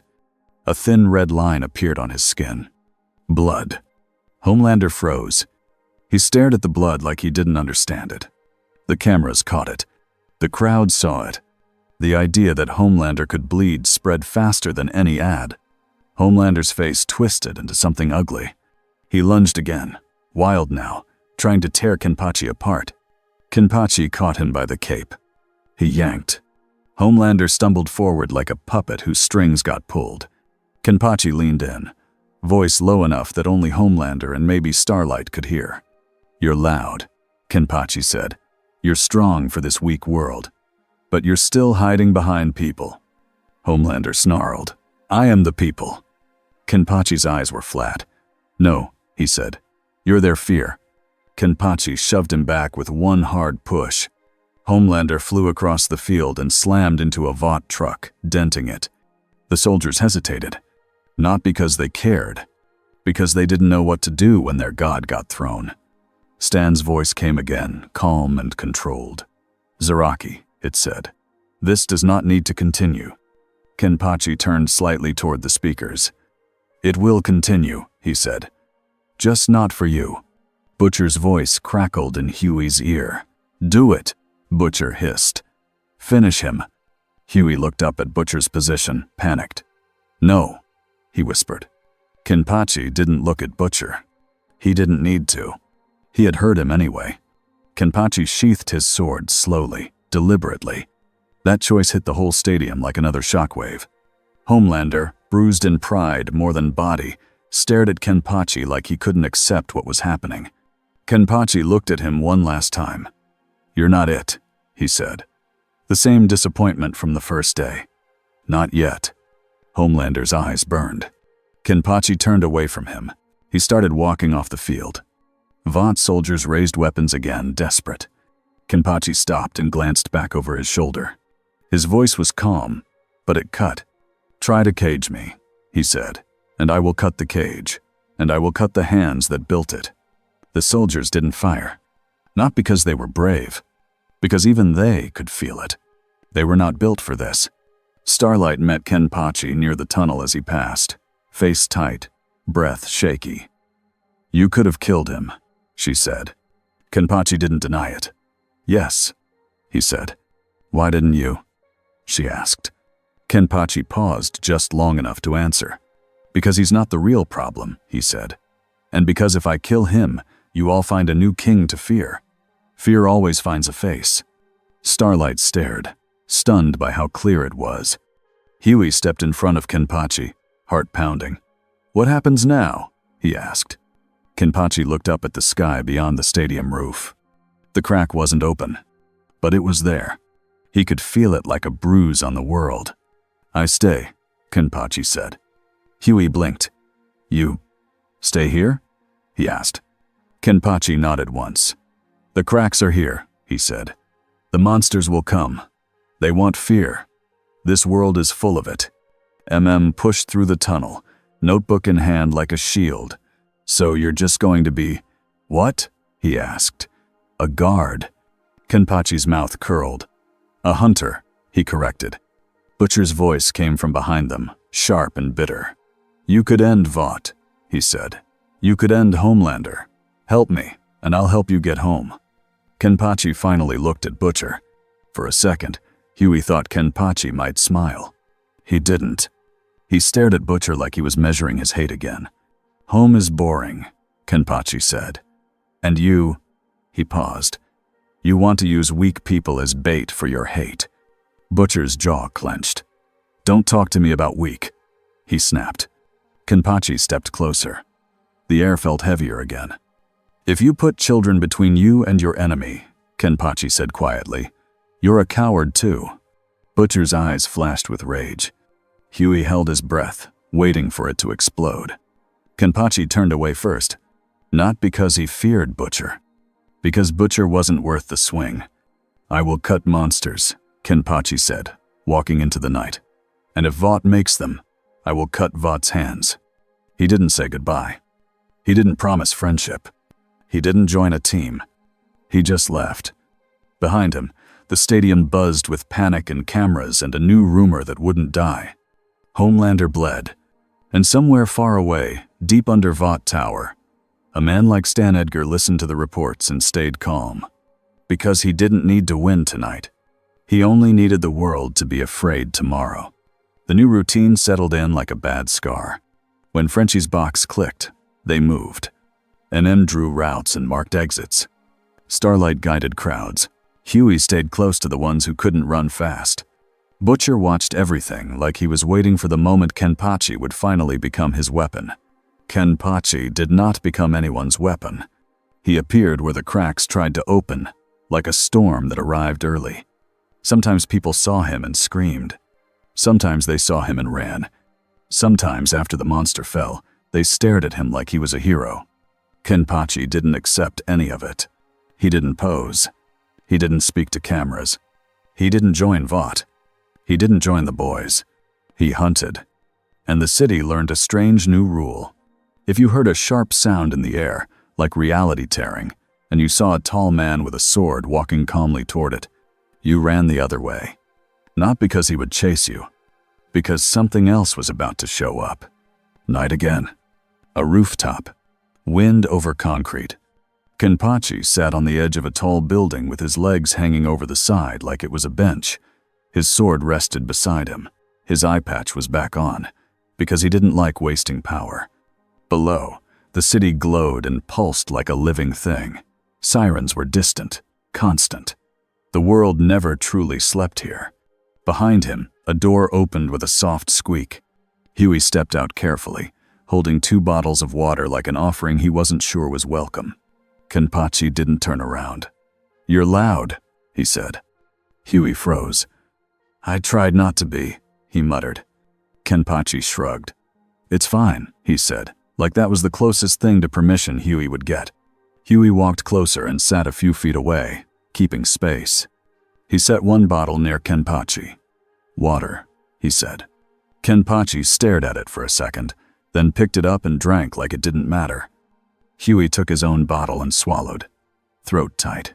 So, he started then stopped because he didn't know how to talk to someone like this. Kenpachi waited without impatience. He could wait on a rooftop. He just couldn't wait for a fight. Huey finally asked the question that had been stuck in his chest for weeks. Why are you really staying? Huey asked. Because of the monsters? Or because you just want something to do?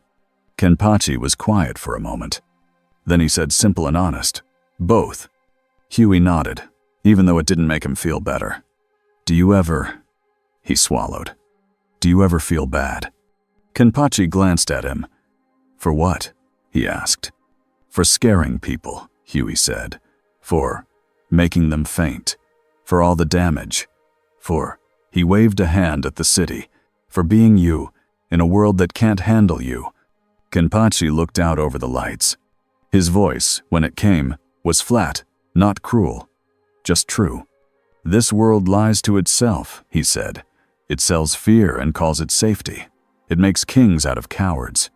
Huey blinked, surprised. "You noticed all that?" he asked. Kenpachi gave a small, almost bored snort. "I'm not stupid," he said. Huey stared at his water bottle, then asked quietly, "So what are you going to do?" Kenpachi's mouth curled into a small grin. "What I always do," he said. Huey frowned. "Fight?" Kenpachi nodded. "But faster," he added. Huey looked up. "Faster?" he repeated.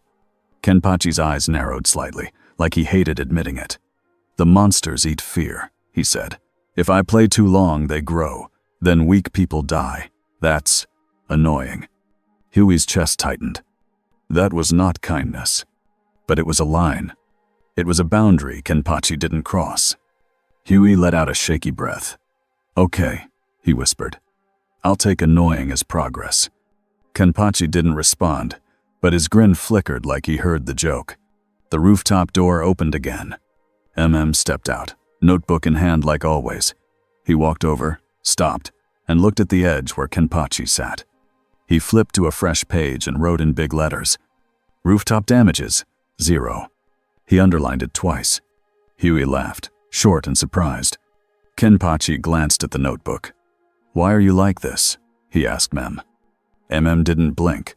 "Because somebody has to count," he said. Kenpachi stared at him for a second, then gave a small, grudging nod. Below, a siren rose and fell. Somewhere far away, people shouted. A helicopter passed like a bug made of noise. Kenpachi looked up at the night sky. For a moment, Huey thought he saw it too. Not a full crack, just a faint shimmer, like the world wasn't sealed tight. Kenpachi's grin widened, slow and hungry. "Soon," he said softly. Huey's stomach tightened. "Another one?" he asked. Kenpachi nodded. Sighed like a tired father. "Great," he muttered. "Another page." Huey stood up, nervous energy flooding him. "Should we call Starlight?" he asked. Kenpachi didn't move yet. He stayed seated, eyes on the sky. Then, from behind him, a new voice popped up like it had always been there. "Kenchan." Huey spun around. A small girl stood by the rooftop door like she had walked up the stairs normally. Pink hair, bright smile, no fear at all. Kenpachi's shoulders shifted, and for the first time in a long time, his face softened just a little. "Yachiru," he said. Huey's mouth fell open. "Who?" he started. Yachiru skipped forward like this was a sleepover. She leaned over the edge, peered down at the city, and giggled. "This place is noisy," she said. "Do they always scream this much?" Stared like his brain had stopped. Kenpachi's grin returned. Real now. "Yeah," he said. "They do." Yachiru clapped her hands. "Good," she said. "That means there's always something happening." Huey looked between them, stunned. "You know her?" he asked Kenpachi. Voice small. Kenpachi didn't look at Huey. He watched the sky shimmer again. "Yes," he said. Then he stood up. The wind pulled at his robe. The city lights glinted off his sword hilt. He looked down at Huey, and Yachiru. No speech, no promise, no big heroic line. Just the truth of who he was. "If you don't want to be scared," Kenpachi said, "don't stand near the crack." Then he smiled. "Because I'm going to cut whatever comes through." And as the sky shimmered once more, like a wound about to open, Kenpachi Zaraki stepped forward, calm as ever, and said the same thing the city was starting to learn by heart. "Don't bore me.